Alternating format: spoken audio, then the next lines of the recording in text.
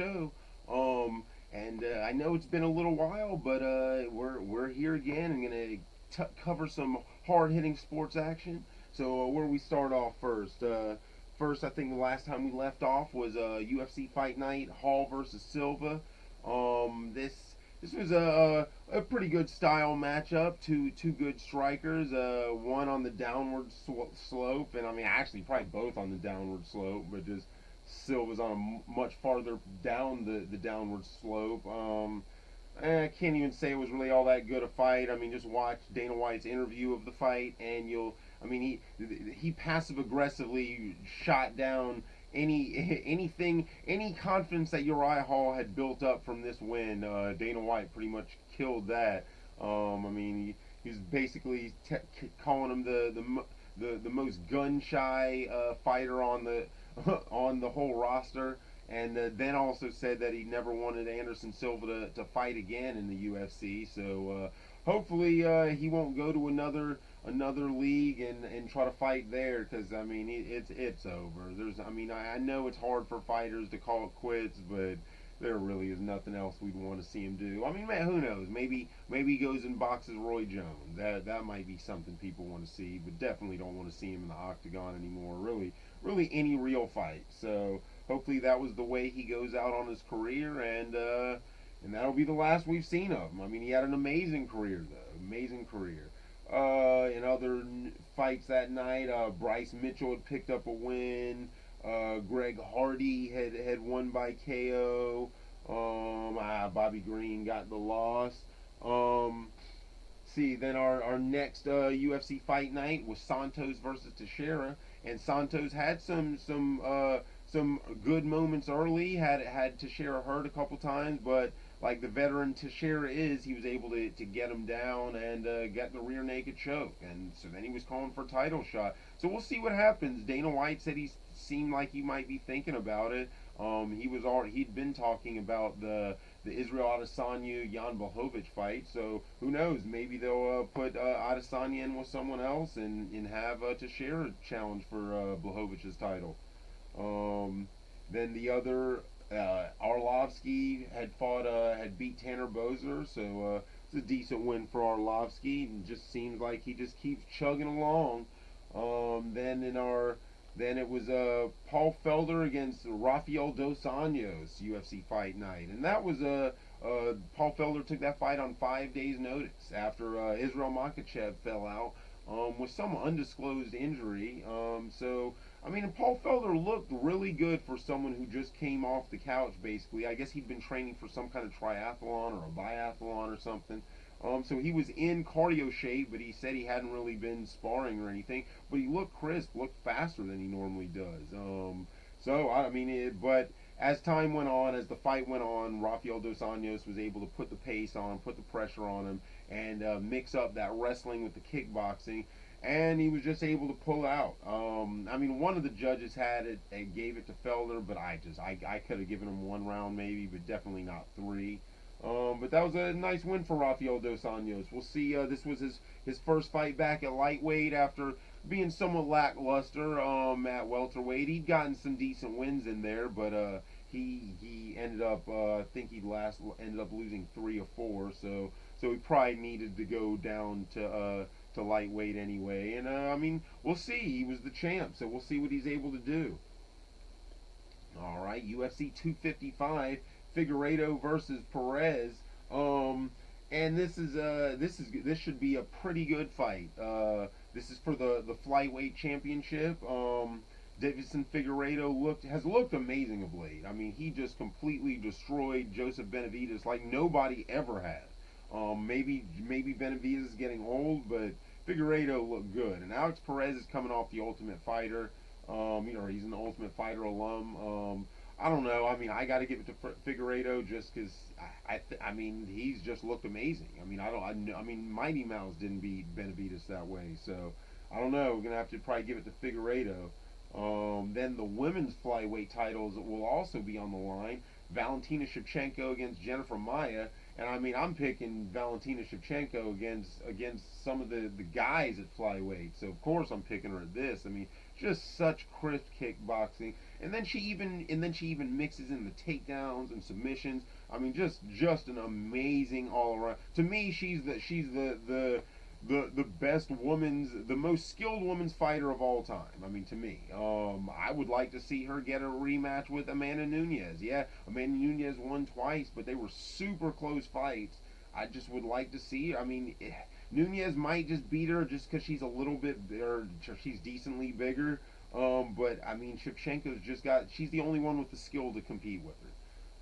In other action will be Mike Perry against Tim Means, fan favorite Mike Perry from out of Florida. And I mean Means is skilled, but I just feel like Mike Perry he's gonna have too much pressure, and he's got too much power. So calling Mike Perry with the knockout. Let's see, and then we had in boxing action.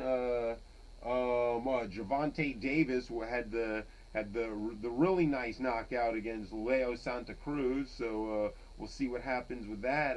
If maybe he'll move up and fight Teofimo Lopez. He's still maybe he'll fight Ryan Garcia. Maybe he'll fight. Maybe that'll be the fight. Loma comes back and does against. So we'll see. But Davis looked good. Looked like a little Mike Tyson out there.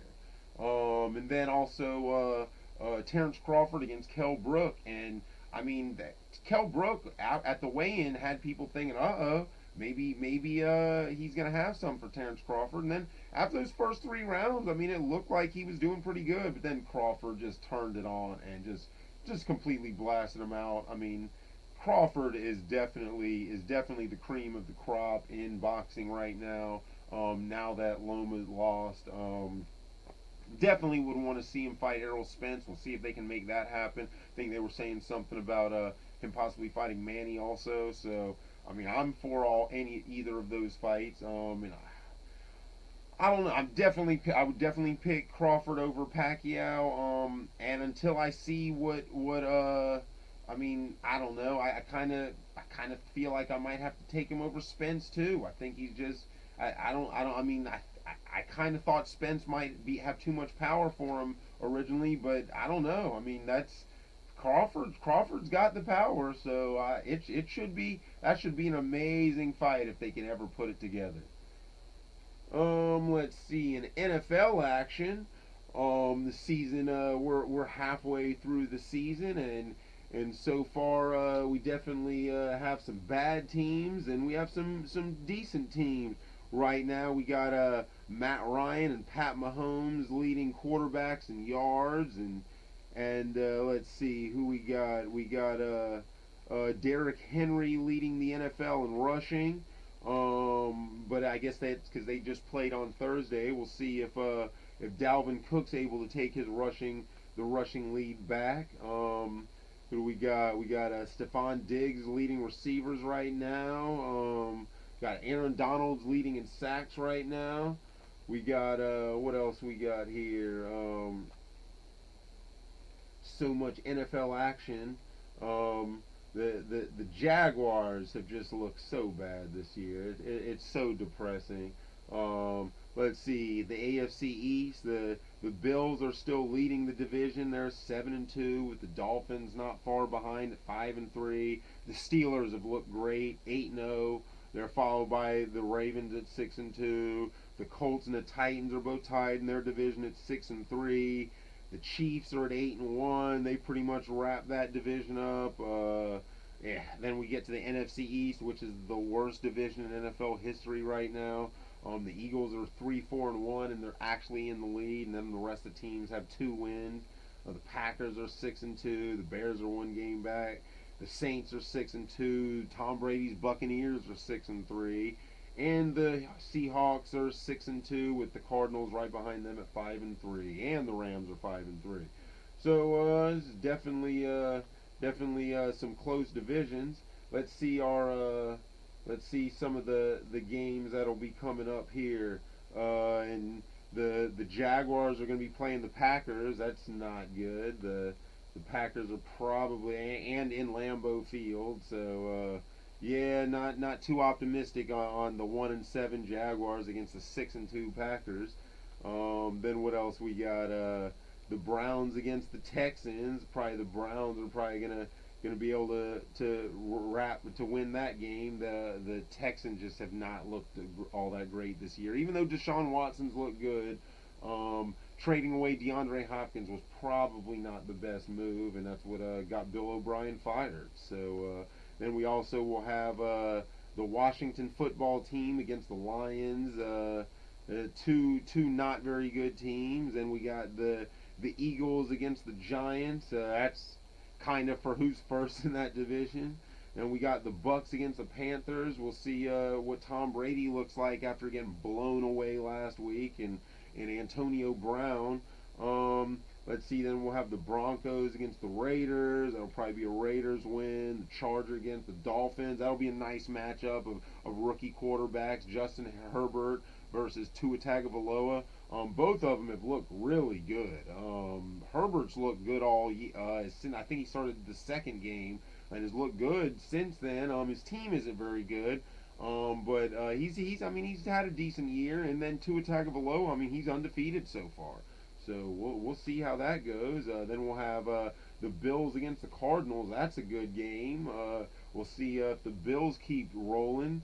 Then we'll have the Seahawks against the Rams. That's a good divisional game. That whoever wins that'll be in first. Then we'll have the 49ers against the Saints. We'll see if the Saints can put one on the 49ers who are so beat up right now. And then we'll see. Let's see. Then we got the Steelers against the Bengals. Joe Burrow's look good, but yeah, the Steelers are still undefeated, so I'm pretty sure that they're gonna get the win. Then we're gonna have the Ravens against the Patriots. That's probably going to be a Ravens win. The Patriots just are not who they used to be. So it's probably, even though Lamar Jackson has not looked all that great this year, and he's even talked about teams figuring them out and knowing their plays. But I'm still picking the Ravens. Then Thursday night, the Colts had won 34-17. And on the arm of Philip Rivers bringing them on a comeback. So that was a nice win for them. Monday night football will be the Vikings against the Bears. It's in Soldier Field, so hopefully the Bears can pull that one out. So that'll be all the NFL action, and let's see. I guess we gotta cover. I guess I gotta cover the a little bit at least of the election. How can I not? And so unless you're a delusional Trump supporter, because it seems like even Trump already has realized that he lost. But there's definitely some delusional Trump supporters that are still claiming all this voter fraud and stuff, but you never hear them talking about voter disenfranchisement or anything like that. So it is what it is. Joe Biden won with a landslide. Another, this is, if we thought the last 2016 was the worst election in American history with two of the worst candidates in American history, I guess this tops the cake. Joe Biden has a worse record. I guess I would put Mitch McConnell a little above him, but other than Mitch McConnell, Joe Biden has by far the worst political record in my lifetime. Some of the worst, whether it's the crime bill or the bankruptcy bill or being for every war known to man or what else? Uh, I guess you can't blame it on him. It's Obama who bailed the banks out and didn't bail homeowners out. But it's, yeah, Joe Biden's horrible. But in a 4-year block, pragmatically speaking, he was the better candidate than Trump. We just saw too many people died from the coronavirus. You can't have an imbecile like Trump, and that's just, but who knows? We might have him back in 4 years, because if Joe Biden, it looks like the Republicans are probably going to hold on to the Senate. So if the Republicans hold the Senate, Joe Biden's going to be unable to accomplish anything. And if he doesn't get anything done in 4 years, I could easily see Trump getting another 4 years in office. Um, so I mean, this is in we're watching our country fall in real time. We are gonna see. I don't know. Hopefully, I don't know. It's really hard to be optimistic in this political climate because this was so depressing. These I mean, just the way the Democrats coalesced to rob Bernie, and then for it to come down to Biden and Trump. This was just horrible. Very, very depressing. The largest voter turnout in American history. 150 million people voted. Biden won by 6 million votes so far, and they're still counting votes. So I mean, it was a landslide. But once again, the polls were off. Because it looks like he's going to win by about 5%, but the polls were saying 8%. And if you go by state basis, it even gets worse than that. I mean, there's some places like Wisconsin. I think they were saying he was like a 15-point favorite, and he ended up losing. I mean, it's so. I mean, definitely they need to figure out what's up with the polls. And then there was no blue wave to for the Democrats not to be able to win the Senate is just insane. I mean, there's still an outside chance if they can get these runoff elections, these two runoff elections in Georgia.